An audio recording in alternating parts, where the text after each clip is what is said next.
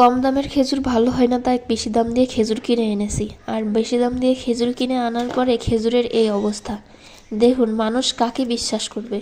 কথায় আছে যত দাম বেশি মান তত ভালো হয়। আর এই দিকে উল্টা, যত দাম বেশি দিয়ে কেনা হয় এইটার মান তত খারাপ হয়। এইগুলা করে বাংলাদেশের সিন্ডিকেট। বাইরের দেশ থেকে তারা খেজুর আমদানি করে এইভাবে পুরাতন নতুন মিলায়, তারপরে মিক্স করে তারপরে প্যাকেজিং করে আর বলে বাইরের দেশ থেকে প্যাকেজ হয়ে আসছে। এই দেখুন ভিতরে কি অবস্থা। একটা সিলেছি, সিলার পরেই দেখি ভেতরে এই যে পোকার ডিম। তাহলে এভাবে কিভাবে মানুষ খাবে আর কিভাবে মানুষ মানুষকে ভরসা করবে? এই রোজা রমজান মাসেই যদি এই অবস্থা হয়। আর একটা আপনাদেরকে সিলে দেখাচ্ছি, এইটার অবস্থা দেখুন। এইটার ভেতরটা দেখলে আপনাদের গা শিউরে উঠবে।